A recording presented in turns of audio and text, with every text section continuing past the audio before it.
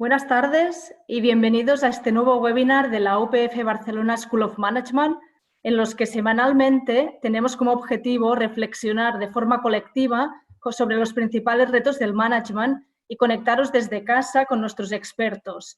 Desde el inicio del confinamiento hemos explorado temas tan relevantes en estos momentos como el optimismo, la innovación, los hábitos de consumo, la resiliencia o la habilidad de la negociación, entre otros. Esta semana queremos hablar del impacto de la ética en la toma de decisiones, tanto personales como empresariales, de la mano de Salvador Estapé, vicedecano de profesorado y profesor del MBA de la UPF Barcelona School of Management. Salvador nos hablará de la ética, de cómo impacta tanto a nivel personal como profesional y empresarial. La ética para nosotros es uno de los principales ejes que guían el plan estratégico de nuestra escuela y nuestro objetivo es incorporar la dimensión ética en todos y cada uno de los másters y posgrados que impartimos, y especialmente en programas como el Executive MBA, un programa concebido para preparar a profesionales que aporten soluciones transformadoras y éticas a la sociedad. Antes de pasarle la palabra a Salvador, solo comentaros que tenéis dos herramientas a vuestra disposición durante esta sesión. Por un lado, podéis utilizar el chat para presentaros y conocer quién está siguiendo el webinar. Podéis incluso compartir vuestro LinkedIn para hacer networking. Recordad activar la opción enviar a panelistas y participantes para que sea visible para todos. Por otro lado, podéis ir lanzando vuestras preguntas a través del apartado preguntas y respuestas de la plataforma para que después de la presentación de Salvador el ponente pueda ir respondiendo a todas vuestras dudas y consultas. Muchas gracias y adelante, Salvador. Muy bien, muchas gracias a Mireia y muchas gracias a todos los asistentes. Voy a pasar una presentación, entonces voy a subir aquí.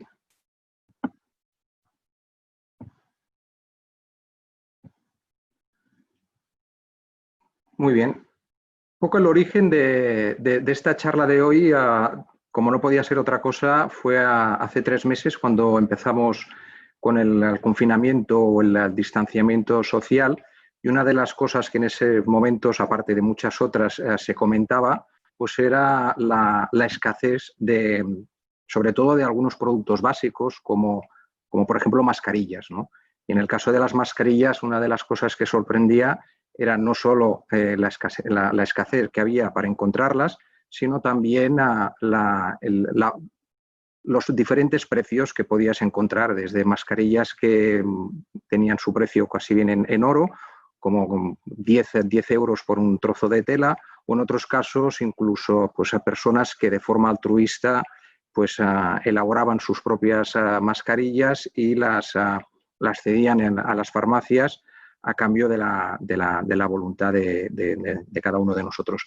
Eso me hizo reflexionar sobre temas importantes, sobre la ética, los mercados, los precios, si está bien o no limitar los precios, si tenemos que dejar al mercado que sea quien fije los precios. Y a partir de ahí pues empecé a diseñar un poco esta charla que quiero compartir con vosotros, que básicamente pues, vamos a tratar estos 4 temas. El primero, voy a exponer algunos dilemas. Los dilemas morales es una forma de ejercitarse, de ejercitar el pensamiento y de poner diferentes argumentos en contraposición sobre lo que está bien, lo que está mal, en lo que podemos estar de acuerdo, en lo que estamos en desacuerdo, lo que es justo, de lo que es injusto, y de alguna manera también nos ayuda a pasar del mundo de la acción propio de la empresa al mundo más al reino más de la reflexión y la razón. Luego haré algunos comentarios y alguna forma muy esquemática sobre las principales teorías éticas y lo que nos pueden aportar algunos filósofos sobre el tema del management. Y luego hablaré un poco conectaré estos aspectos de ética con los negocios y finalmente pues acabaremos con algunos aprendizajes o algunas cosas con las que llevarnos después de esta charla. Como los comentaba, uno de los temas que me incitó a presentar o a elaborar esta presentación fue el debate alrededor de la dificultad de encontrar determinados productos y luego también la la diferente variabilidad en los precios, ¿no? Esto, el debate de los precios justos, pues es un debate que se remonta ya en época de los filósofos griegos, tanto Platón como Aristóteles, que luego también lo retoma Santo Tomás, y que desde un punto de vista económico, pues realmente nos preguntamos si tiene que haber un precio justo o no. El concepto este de justicia es aplicable al precio, o el precio es una variable que se determina desde el punto de vista económico con la oferta y la demanda. Aparte del COVID, a la hora de introducir los dilemas hay muchos dilemas en la vida, dilemas en la vida profesional, en la vida personal, dilemas que algunos son teóricos y que nos ayudan precisamente a la hora de reflexionar y tomar decisiones. Por ejemplo, seguro que muchos de ustedes conocen la obra de Los Miserables, o bien a través del libro de Víctor Hugo, y si no, pues del musical o de la propia película, ¿no? Ahí sí recordarán el personaje principal, que es Jean Valjean, roba una hogaza de pan y, según la ley, Valjean es culpable como acusado y no necesitamos considerar ninguna circunstancia atenuante. Sin embargo, si nos movemos en un marco ético, nos podemos preguntar si consideraríamos la acción de Valjean, que es esta acción de robar una hogaza de pan para dársela a su hermana que se está muriendo de hambre, pues si en el marco ético esta acción la considerarías ética o no, ¿no? Esto es un tema que nos introduce también un debate a la hora de diferenciar lo que es la ley de lo que es la ética, lo que es la legalidad, el marco legal con el marco ético. En todo caso, retomaré este tema más adelante. Otro, por ejemplo, es un debate alrededor de lo que se dice el efecto Robin Hood, que por una parte pues es un debate alrededor de la redistribución de bienes y si es lícito pues robar al rico o robar al que tiene para dárselo al pobre, ¿no? En este caso, por ejemplo, también tenemos otro dilema. Si imaginamos que vemos a un hombre que está robando en un banco, pero en lugar de quedarse el dinero para sí mismo, lo dona a un orfanato que ahora puede permitirse alimentar y dar ropa y cuidar a los niños. Tú sabes que esa persona ha cometido un delito, pero si vas a las autoridades, con esta información lo más probable es que el dinero pues, sea devuelto al banco, volviendo a dejar a los niños con grandes necesidades. En este caso, pues se te presenta el dilema de qué hacer. Si has visto que se robaba, pues denunciar el robo, o por otra parte, pues no denunciar al robo y dejar que ese dinero sirva para cubrir las necesidades de gente necesitada.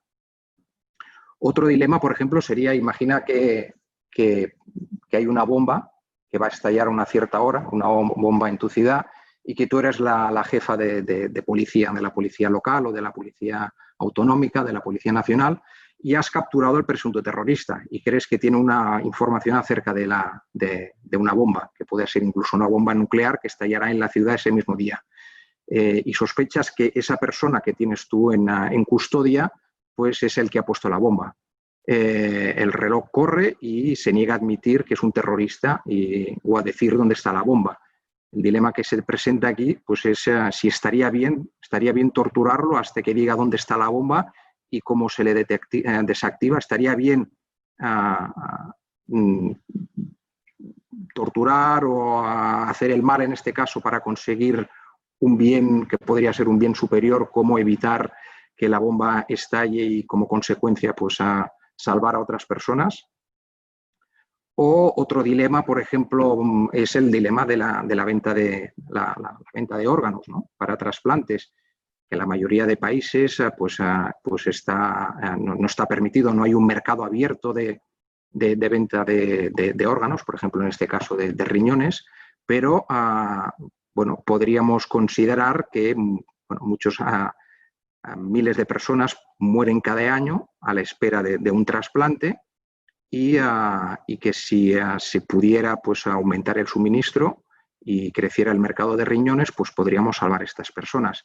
Y además incluso podríamos hacer que hubiera pobres que dejasen de ser pobres porque se le permitiera vender sus riñones, ¿no? En este caso, pues la pregunta sería si realmente permitirías o no la venta de riñones y por qué. Otro, por ejemplo, sería clásico, y este ya se aproxima más a lo que puede ser circunstancias de negocio o empresariales. Imaginemos que en nuestro negocio, y somos en este caso, pues ya un poco parafraseando a Adam Smith y la benevolencia del panadero, pues imaginemos que una niña joven, pequeña, que es inexperta, que todavía pues no está avezada en lo que es la compra, ir a comprar, pues entre a la panadería para comprar pan, y el dependiente podría, en ese caso, pues cobrarle de más, y la niña, por inexperta, pues no se enteraría. Pero el tendero comprende que si otros descubren que se ha aprovechado de la niña, pues la noticia correría y perjudicaría el negocio. En este caso, pues consideramos que el tendero ha actuado honradamente porque no le ha cobrado de más a la niña. Pero desde el punto de vista de una acción moral, ¿qué considerarías? Si la acción tiene un valor moral o no tiene un valor moral. Yo las dejo aquí, y en todo caso, en la segunda parte, con el diálogo con los filósofos, pues miraremos de ir retomando algunos de estos debates. Aquí sí que me gustaría detenerme, porque este es un debate clásico, es un debate que la primera versión es una versión de los años 60 de la filósofa Philippa Foot, que luego se ha hecho diferentes variantes y que se explica hoy en día y que veremos que tiene aplicaciones prácticas. Y en este caso sí que les voy a pedir su colaboración, porque aquí se trataría de que si imaginamos que tenemos un tranvía, el tranvía está desbocado, va sin frenos y se dirige hacia 5 trabajadores que están en la vía. Entonces, tú puedes evitarlo, digamos, no puedes evitarlo, o tampoco puedes parar el tren ni puedes avisarlos, pero sí que puedes evitarlo, y puedes evitarlo accionando una palanca que lo desviaría hacia otra vía. Lo único que ocurre que en esa otra vía pues hay un trabajador que está solo. Y la pregunta aquí es si consideráis que debes apretar la palanca o no. Y me gustaría haceros la pregunta y a ver si podéis contestar. Si en el caso de que deberíais accionar la palanca, pues sí, y si no, pues si creéis que no, pensad que si accionáis la palanca, salvaréis a 5 personas, 5 trabajadores, pero sacrificaréis a uno. En cambio, si no accionáis la palanca, pues el trabajador que está solo en la vía secundaria, pues se salvará, pero en cambio, pues morirán los 5. Bueno, por lo que veo, pues aproximadamente el 60, bueno, esto va subiendo, pero alrededor, más o menos, aproximadamente el 70%, vamos a parar.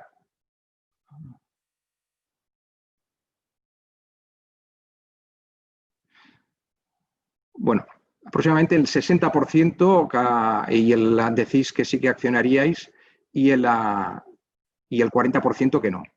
Luego os comentaré estos resultados. Ahora os voy a hacer otra pregunta. La otra pregunta es, imaginad que veis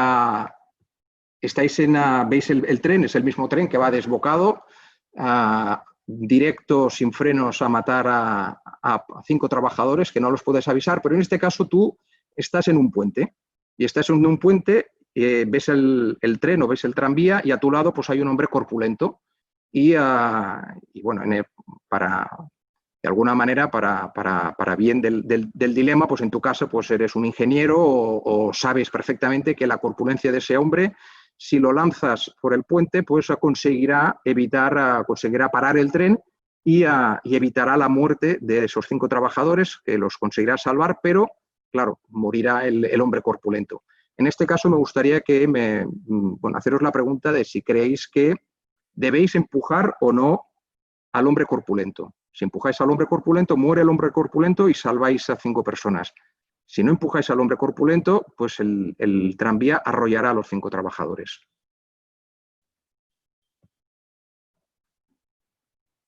Empiezan las votaciones.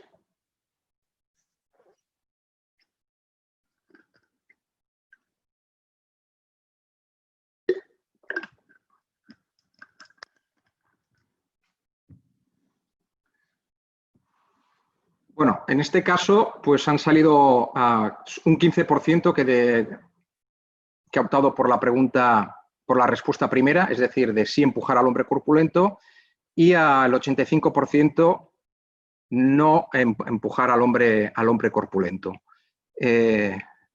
Bien, la pregunta esta es una pregunta que yo ahora no me extendré porque podría dar para un seminario entero. Es un dilema muy utilizado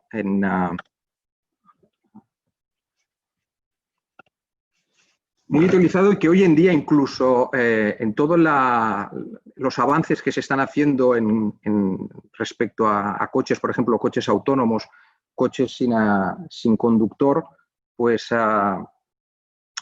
es un tema que se trata, porque, por ejemplo, podemos imaginarnos que estamos entrando en un túnel o vamos en un coche sin conductor y en un paso cebra, pues hay dos personas, el coche va directo hacia las dos personas.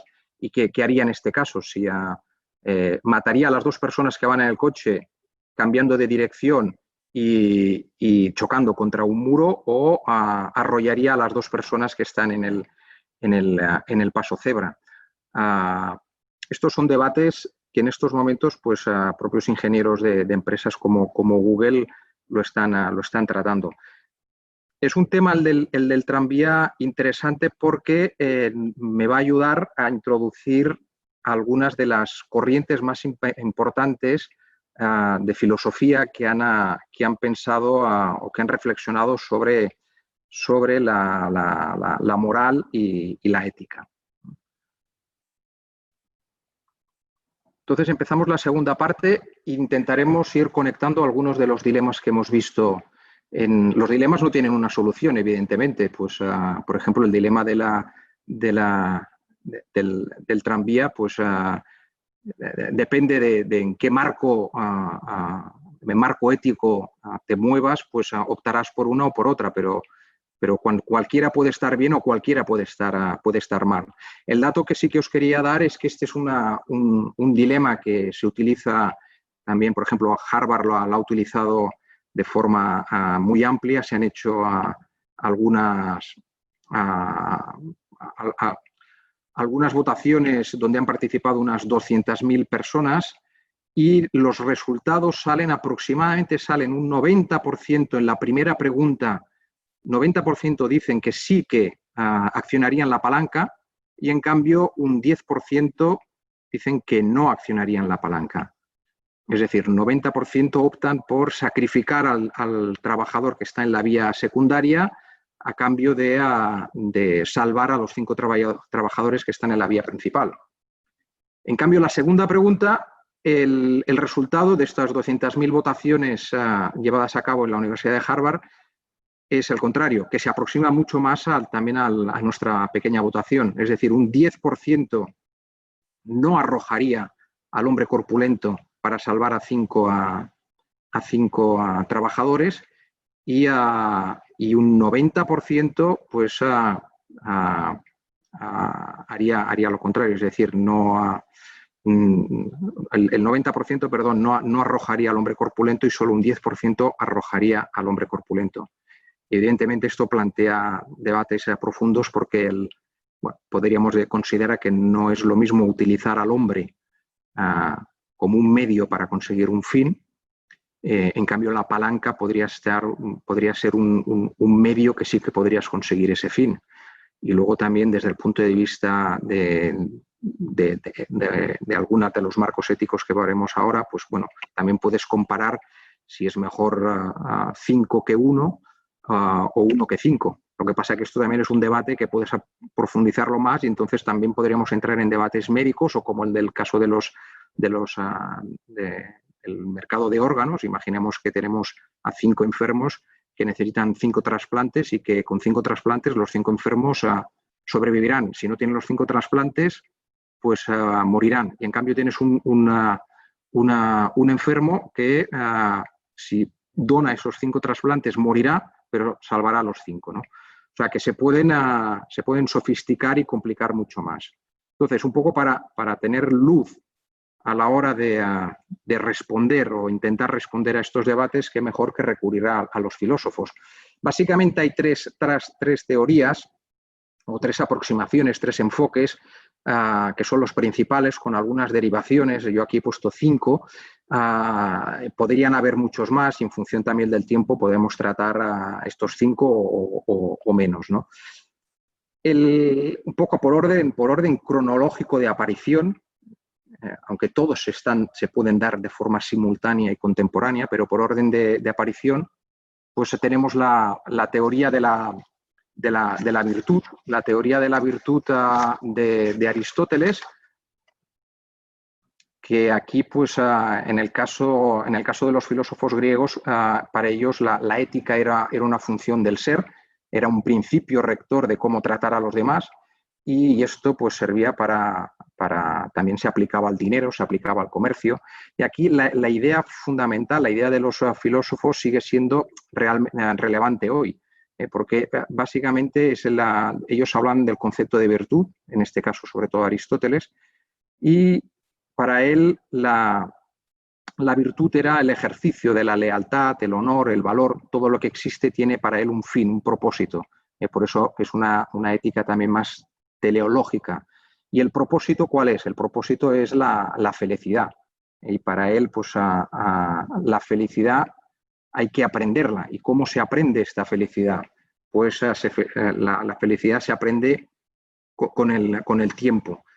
Para él, y de una forma, para simplificarlo mucho, de forma muy estilizada, considera 2 tipos de virtudes. La virtud intelectual, que serían el conocimiento, la sabiduría, la prudencia, que sirven de guía para el comportamiento y se adquieren a través de este aprendizaje. Y luego hay un tipo de virtudes, que son estas virtudes más morales, como el carácter, el autocontrol, la magnanimidad, la paciencia, la amabilidad, que se desarrollan con la práctica y el hábito. En el caso de las teorías de la virtud y de Aristóteles, pues siguen actuales. De hecho, si lo llevamos al mundo de la empresa, pues cuando hablamos de liderazgo ético, para personas que dan ejemplo, incluso cuando hablamos, por ejemplo, de cultura organizativa, si hay una cultura organizativa donde, no sé, prácticas malas, prácticas corruptas están extendidas y nosotros, ¿qué tenemos que hacer? Tenemos que ser leales a la organización, tenemos que ser leales a nosotros y denunciarlo. O sea, estos conceptos de honor, de lealtad, la codicia, la excesiva codicia que puede llevar a escándalos empresariales, y luego la construcción de la reputación no como un accidente, como una cosa dada, sino como una cosa que tú tienes que ir construyendo con la práctica y con el hábito. Un poco para ponerlo un ejemplo, pues tendríamos el caso de Chiquita Brands, y aquí podríamos, no sé, imaginarnos a Aristóteles discutiendo el caso de la multinacional Chiquita, que entre el año 97 y 2004, pues pagó dinero, digamos, de protección a grupos, tanto grupos guerrilleros, tanto de la derecha como marxistas en Colombia, para poder garantizar, pues, la seguridad de sus trabajadores, de las plantaciones y de las instalaciones. El caso de Chiquita fue denunciado por prácticas corruptas, y luego incluso fue denunciado de alguna manera indirectamente, con estos pagos y estos sobornos a cambio de protección, pues a grupos que habían ido contra los derechos humanos, pues que de alguna manera había colaborado con las torturas y con los asesinatos. Y aquí nos podemos plantear cómo creemos que actuaron los ejecutivos o los directivos de Chiquita. Si actuaron con prudencia, actuaron de forma cobarde, actuaron de forma engañada, incluso también nosotros cómo nos enfrentaríamos a un caso como este. Para ir rápido, luego tenemos el caso del utilitarismo, y aquí el máximo representante es Bentham.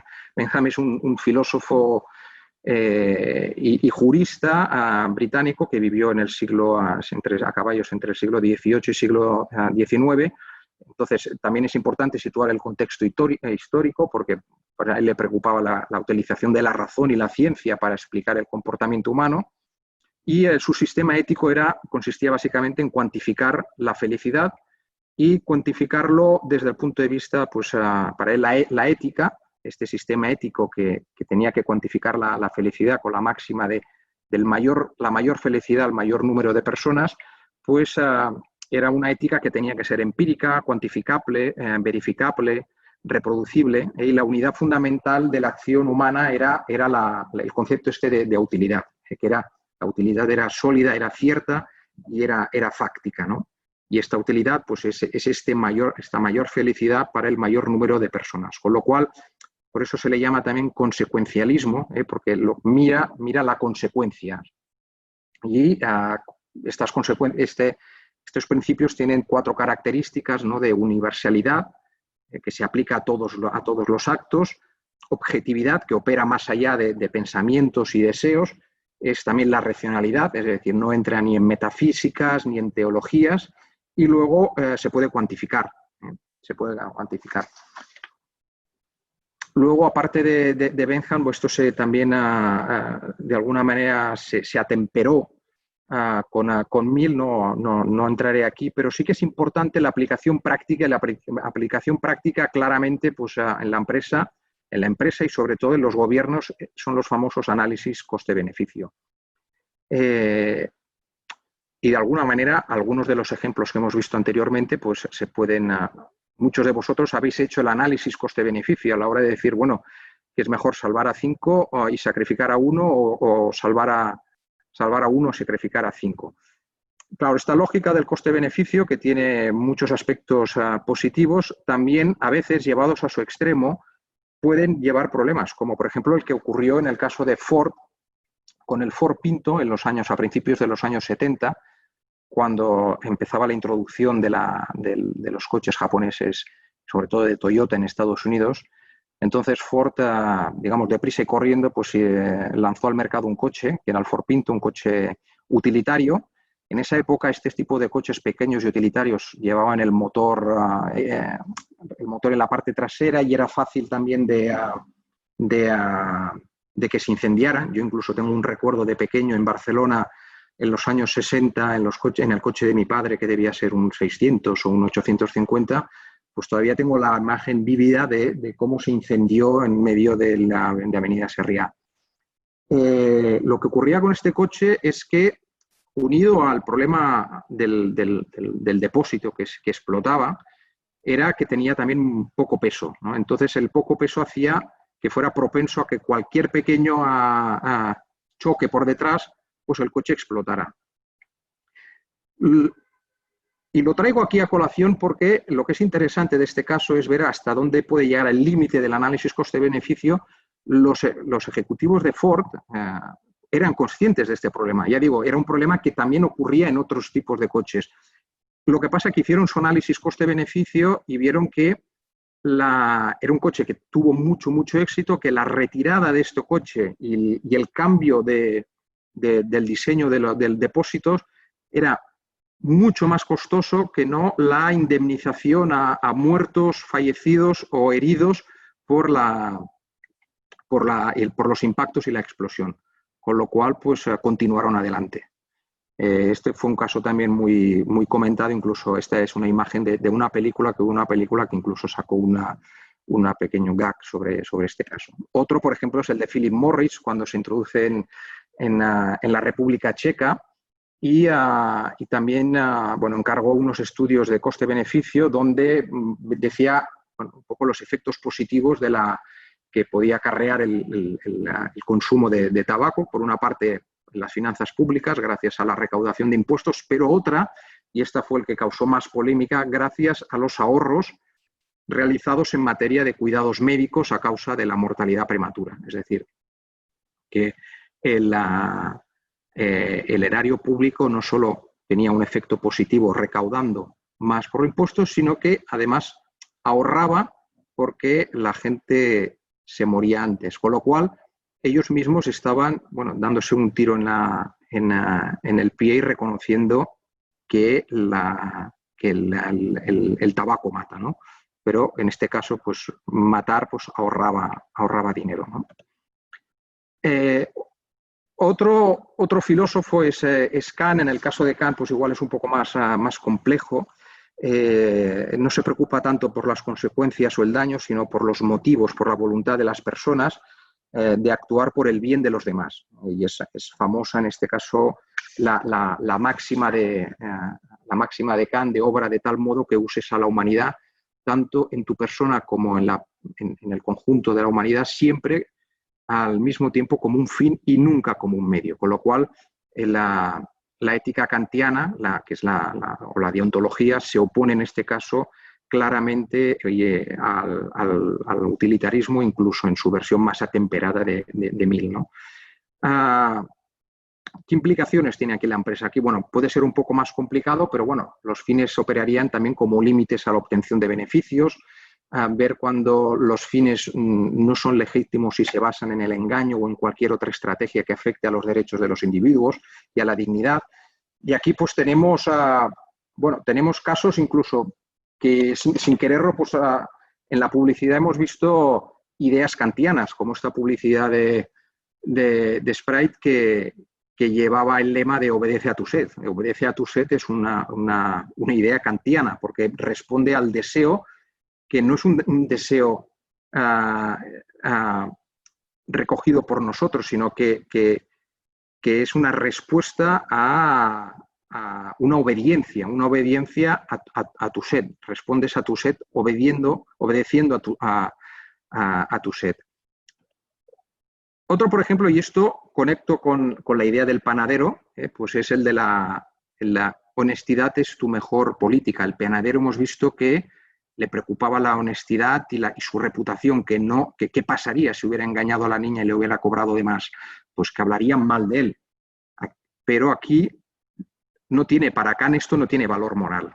No tiene valor moral porque no es la honestidad por la honestidad, es la honestidad como una manera de construir tu reputación y no perder clientes y que la gente no hable mal de ti, ¿no?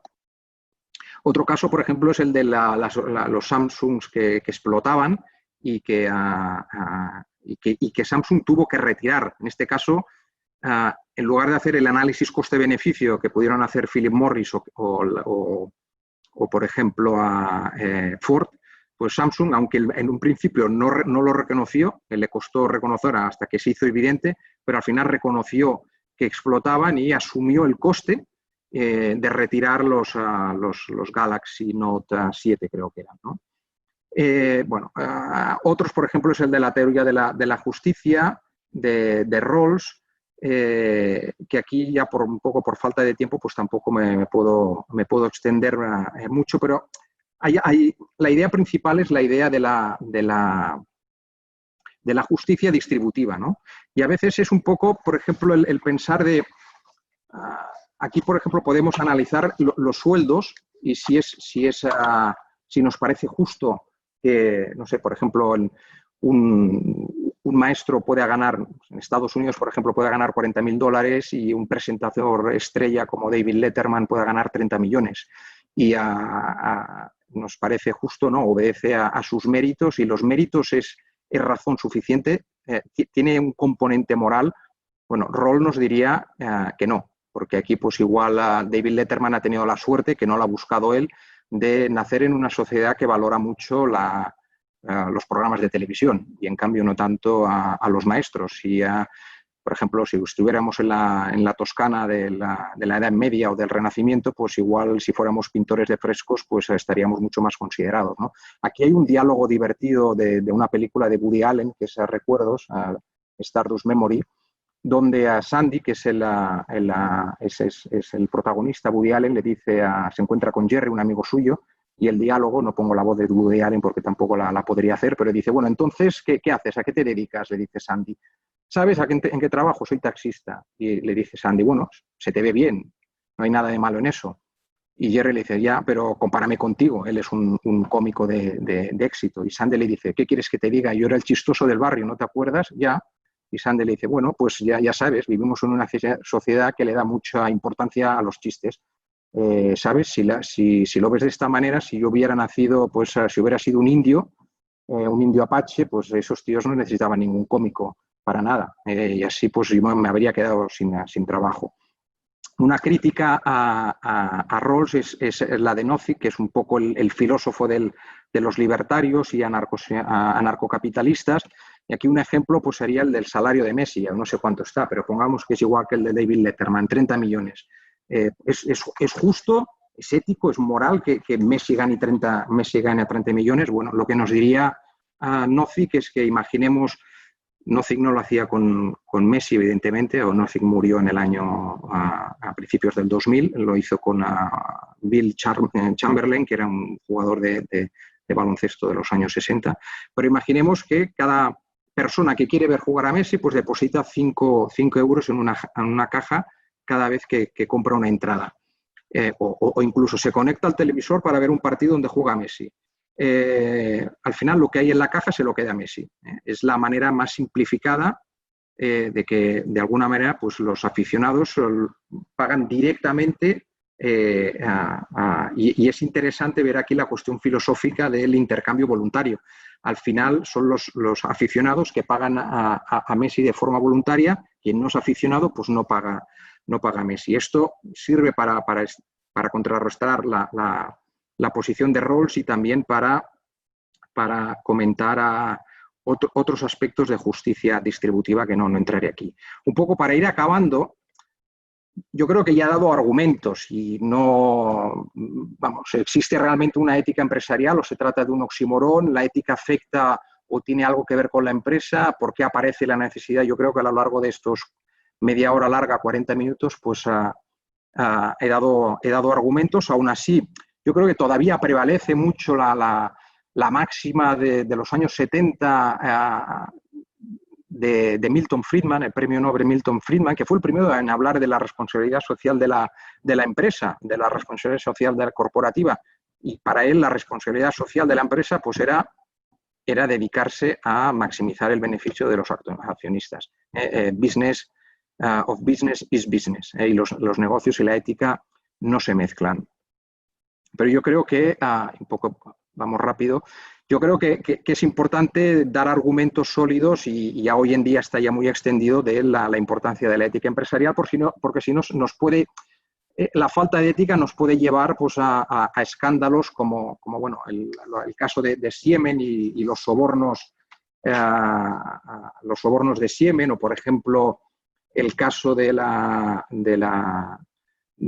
Braidley Birkenfeld. Y en este caso es interesante también para ver el papel que cada vez está jugando, bueno, la idea esta americana del whistleblowing, que sería el del soplón o el delator ante prácticas corruptas, en este caso del banco suizo UBS, el caso de Enron es archiconocido, y la mentira de los máximos ejecutivos pues maquillando completamente y mintiendo en la contabilidad de la empresa, y muchos más que no me puedo extender. Entonces, para acabar, aprendizajes.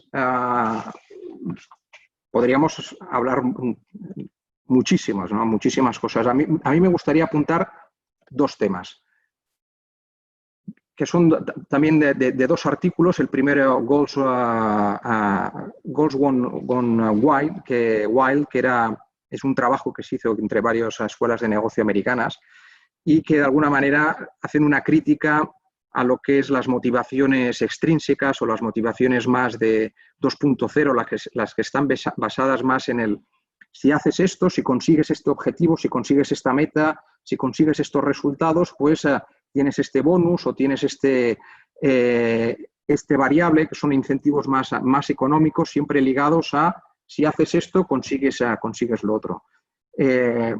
Y que en cambio, pues ellos lo que vienen es a demostrar que muchas veces es más importante la motivación intrínseca, estaría más en una línea más virtuosa, más aristotélica, de buscar a veces pues el trabajo bien hecho, el placer, sobre todo en la motivación extrínseca está más ligada a una visión más de control, más del mundo de Taylor, y la visión más intrínseca pues es más un mundo de trabajadores más autónomos o más libres, con más creatividad, donde igual les mueve no tanto los incentivos económicos como otro tipo de incentivos. Y el incentivo económico también se ha demostrado que de alguna manera puede llevar no solo a motivar el esfuerzo constructivo, sino a veces pues, a prácticas y conductas como poco éticas, como caso de Enron, del Ford Pinto, otros muchos, ¿no? Y para acabar, el otro es el de el otro es el de Find is a Price, que es un Find is a Price es un trabajo interesante que hicieron unos economistas, hicieron un experimento de Experimental Economics en unas guarderías de Israel, donde estuvieron observando durante un tiempo varias guarderías de Israel. Hicieron el siguiente experimento. Ellos las guarderías tenían unos horarios, creo que eran de 7 a 4 de la tarde, entonces, bueno, muchos padres iban a recoger a sus hijos más tarde de las 4, y cuando iban a recoger a sus hijos más tarde de las 4, pues bueno, obligaban a algún maestro a quedarse más tiempo trabajando. Entonces propusieron pues poner una multa diciendo que si se llegaban tarde, pues tendrían una multa. Bueno, la idea es pensar, bueno, si tienes una multa, pues es un incentivo negativo, pues no llegarás tarde. No, lo que ocurrió fue un resultado completamente contraintuitivo. La multa lo que hizo fue transformar la decisión de los padres de una obligación parcialmente moral, es decir, ser justos con los maestros, a una que era puramente de una transacción económica. Puedo comprar un poco más de tiempo, con lo cual el castigo no solo no potenció la buena conducta, sino que la desbordó. Es decir, lo que hizo fue animar la mala conducta, y la multa lo que consiguió es que, bueno, los padres ya daban por descontado que podían pagando la multa, pues podrían llegar tarde. Bueno, y con esto igual me he pasado un poco del horario. La idea era unos 30 minutos, 40, y a partir de aquí pues dejaría espacio a las preguntas. Muy bien, gracias, Salvador. Mientras esperamos que vayan entrando las primeras preguntas, os animamos a todos a irlas formulando en el apartado preguntas y respuestas de la plataforma. Te lanzo yo la primera. Según has dicho, según Aristóteles y las teorías de la virtud, la felicidad se aprende. ¿Cómo podemos enseñar felicidad? Y también añadiría, ¿cómo podemos educar en la ética y en la felicidad? Bueno, aquí, un poco siguiendo a Aristóteles, esta idea de aprender es aprender haciendo. Es decir, es con el hábito, es con la acción. Es sobre todo a través del hábito, de la acción, cómo se consigue este aprendizaje, y con el ejemplo, ¿no? En este sentido, pues es muy importante tener este elemento más de hábito y de acción, y de tiempo. Y desde las escuelas de management, ¿qué podemos hacer para transmitir estos aprendizajes? Bueno, yo creo que es fundamental el diálogo, y el poder confrontar a los estudiantes con el diálogo, con estos pensadores, estos filósofos, y utilizar mucho el ejemplo. Yo aquí, por ejemplo, he intentado basar una explicación sobre ética. La podría haber hecho muy teórica. He intentado pues poner muchos ejemplos, y ver cómo a través de ejemplos, y sobre todo de dilemas, confrontarte en una situación. Esta situación pueden ser situaciones reales, pueden ser situaciones personales, pueden ser situaciones con tu pareja, de tu familia, a tus hijos, a tu empleador o tu empleado, puede ser situaciones con tu profesor, con tu maestro. Es siempre intentar utilizar este método de confrontar y poner dilemas, y a través de los dilemas pues ir haciendo este diálogo más filosófico, y ayudar luego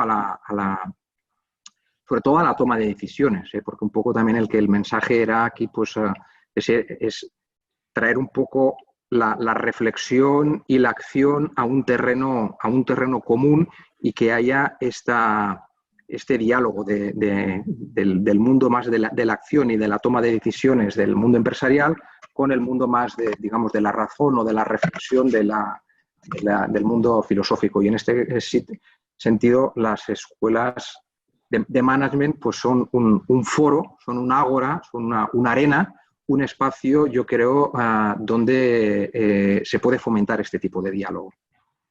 Seguro que sí. Perfecto, Salvador. Nos llega una pregunta de Antonia. Antonia dice, ¿hay una ética de cada organización empresa? ¿Y cómo interactúa con la ética particular del directivo y de los empleados? Bueno, esta es una pregunta de mucho fondo, porque esto es también un dilema, un debate en este caso de si hay una ética más particular o hay una ética universal. Yo un poco lo que he intentado transmitir aquí es que hay más una ética universal.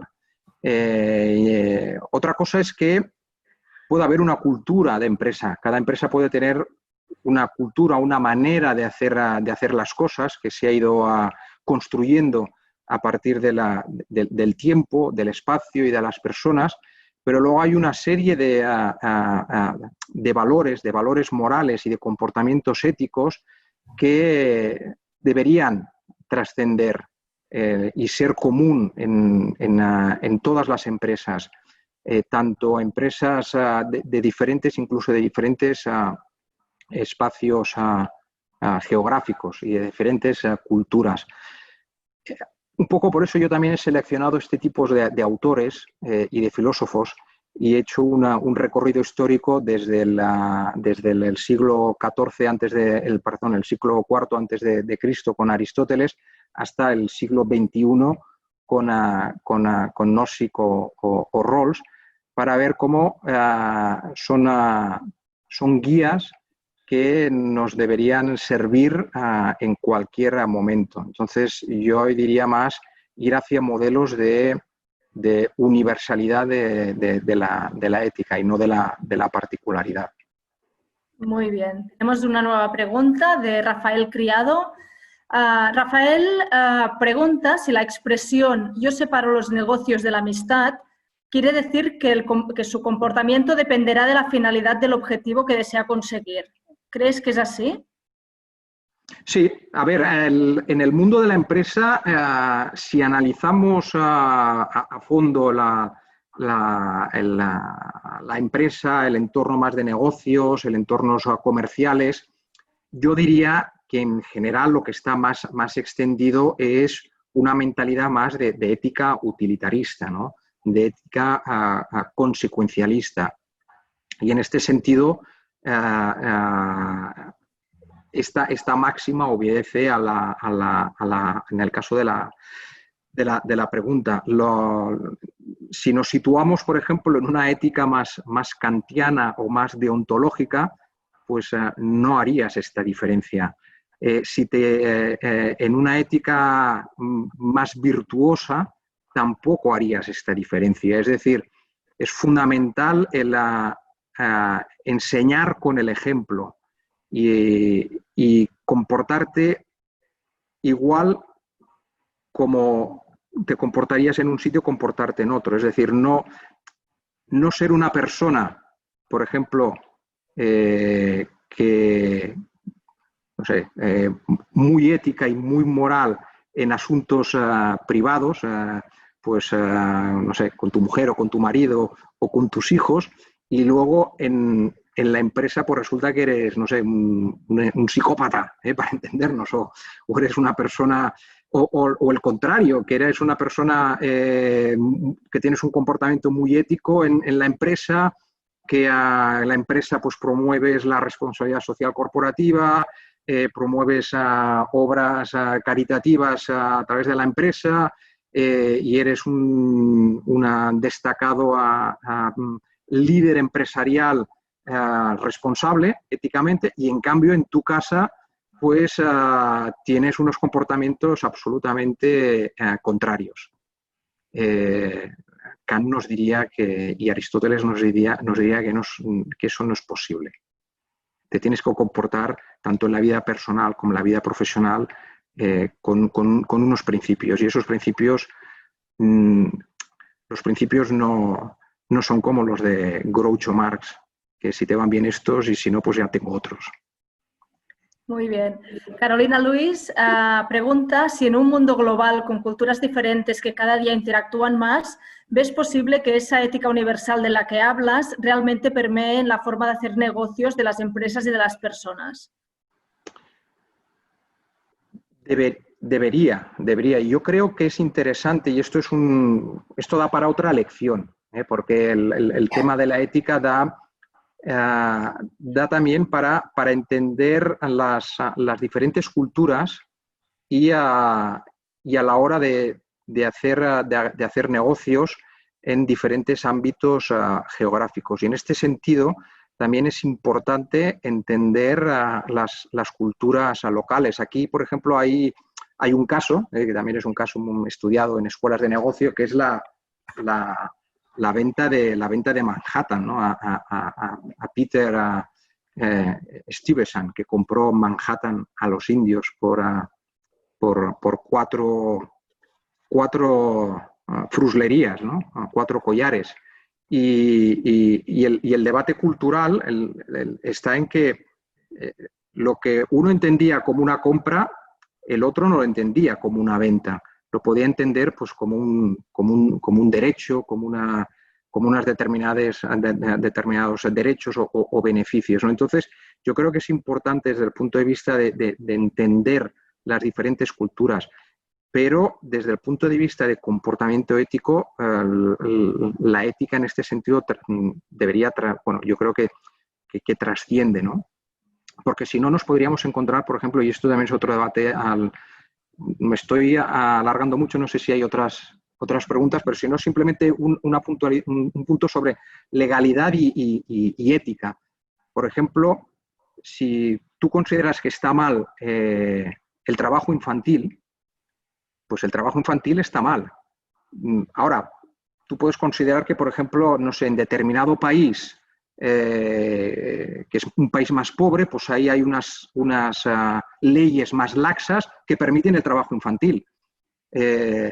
Bueno, el trabajo infantil en ese país es legal, con lo cual tú estás respetando la ley, pero te estás respetando tu principio ético si consideras que en tu país, en cambio, no harías un trabajo infantil. O sea que, bueno, son debates que dan para mucho. Muy bien. Tenemos una última pregunta. Lourdes comenta que, según ella, en ocasiones en las empresas ni siquiera detectamos los dilemas éticos y pregunta si nos puedes ayudar a dar alguna pauta para ayudar a nuestras empresas a detectar y aflorar esos dilemas. Bueno, a ver, una de las tendencias que se han hecho últimamente de forma un poco más extensas y que esto tiene su origen en Estados Unidos y en algunas empresas ya históricas como Johnson & Johnson, pues bueno, son los códigos éticos. Entonces, la parte también interesante del código ético es también la propia elaboración del código ético con la participación del conjunto de trabajadores, y ahí es donde puede ayudar a aflorar estos dilemas, ¿no? Y la otra, pues es desde una formación o un aprendizaje de la propia persona, que sepa que, sobre todo en sus relaciones con los diferentes stakeholders y con las diferentes partes interesadas, pues deben prevalecer comportamientos éticos. Pero ya digo, una de las maneras pues es impulsar códigos éticos o políticas éticas, y que esto, la propia elaboración, ayuden a un debate interno y a detectar las praxis, ¿no? Porque no será lo mismo pues una universidad donde sus stakeholders pues pueden ser alumnos o profesores, o la comunidad, o con una empresa pues que pueden ser, pues no sé, sus consumidores o sus proveedores. Entonces yo creo que esta es una de las vías. Nos acaba de llegar una nueva pregunta de Nicole. Nicole comenta que la conducta ética en una empresa o organización es también producto del teamwork y de la comunicación, pero que no en todas las empresas esto funciona. En este caso de que no funcione, ¿cómo crees que se puede impulsar la ética a nivel interno de la empresa? ¿Cuáles podrían ser los aspectos clave? Bueno, un aspecto clave es el ejemplo. Es el ejemplo muchas veces, pues el ejemplo de la dirección a la hora de fomentar estas prácticas. La otra es aumentar, esto también es otro tema a tratar, que es el tema de la transparencia, ¿no? Que también es un aspecto que pues, ha cobrado también más fuerza en estos últimos años, pues es promover la transparencia bien entendida, ¿no? Estos serían dos aspectos, yo creo, que contribuirían y ayudarían. Finalmente, con esta pregunta ya cerraremos. Una persona cuyo nombre no puedo ver nos pregunta si existen herramientas para medir la felicidad y el bienestar de los empleados. Bueno, depende. Aquí, pues, desde una visión utilitarista, pues seguro que pues, podríamos tener una función de utilidad y monetizar o poner un valor a esta utilidad y sumar las utilidades, y esto nos daría pues una función de utilidad y un nivel de felicidad. Otra sería pues a través de algún tipo de encuesta o alrededor del clima laboral, ¿no? Básicamente, y la otra sería, bueno, la propia percepción que tú tienes, ¿no? Cuando estás en una organización y sabes si en esa organización pues hay un clima laboral pues con más armonía, y en otros con más tensión. Muchas veces esto es un poco pues los CEOs o la dirección general quien tienen el papel más importante, porque pues pueden haber empresas pues que el trabajador, bueno, por un falso concepto a lealtad, está viendo, por ejemplo, que hay prácticas que son prácticas maliciosas o prácticas corruptas en la empresa, y que por un concepto de lealtad pues no las delata. Y aquí pues entraríamos en todo el tema del whistleblowing y lo que comentaba del banquero de Lucifer. También puede ser importante pues el tener esta capacidad de poder denunciar estos comportamientos, pero bueno, yo creo que aquí el liderazgo ético también ayuda mucho, ¿no? Y es ejemplificador, y en esto pues el papel de la dirección es clave. Perfecto, muchas gracias, Salvador, por compartir tu enriquecedora visión sobre la ética y todos los dilemas que conlleva. Son muchos los conceptos que has ido desgranando a lo largo de esta sesión, todos ellos fundamentales tanto en nuestras vidas como en nuestras trayectorias profesionales y en las prácticas empresariales. Pienso que es especialmente importante saber elegir bien nuestros objetivos y hacerlo con integridad para poder vivir de forma consecuente con nosotros mismos. Y a nivel empresarial destacaría la importancia de cultivar una cultura corporativa ética que contribuya al bien común y ayude a potenciar unas relaciones éticas con todos los stakeholders. Gracias también a todas las personas que habéis seguido en directo esta sesión por vuestro interés y vuestras interesantes aportaciones y comentarios. En breve dispondréis del vídeo de la presentación en la sección de noticias de nuestra web, bsm.upf.edu. En esta misma web también encontraréis toda la información de nuestros másters, posgrados y cursos de Executive Education en liderazgo, estrategia y los demás ámbitos de actuación de la escuela. Y por último, invitaros a nuestras próximas sesiones. Volveremos este jueves a las 10 para hablar de estrategias de marketing y de la sostenibilidad como eje del marketing con Ramón López Doriga, Marketing Manager de Bodegas Torres, y Nicole Calemba, profesora del área de Marketing y Branding de la UPF Barcelona School of Management. Y la próxima semana os ofrecemos dos nuevas propuestas vinculadas esta vez al management en salud. El martes 16 de junio a las 4 Jaume Puig, director de nuestro máster en Economía de la Salud y del Medicamento, nos dará su visión sobre las lecciones económicas de las epidemias y pandemias. Y el jueves 18 de junio a las 10 analizaremos la gestión de la crisis sanitaria en Cataluña desde el punto de vista de la innovación y la comunicación, con Rosa Romà, directora del área de Ciudadanía, Innovación y Usuario del CatSalut, y Beth Matosas, directora de Innovación y profesora del posgrado en Innovación y Design Thinking de esta casa. Muchas gracias y esperamos veros de nuevo la próxima semana. Gracias, Salvador. Muy bien, muchas gracias, moltes gràcies.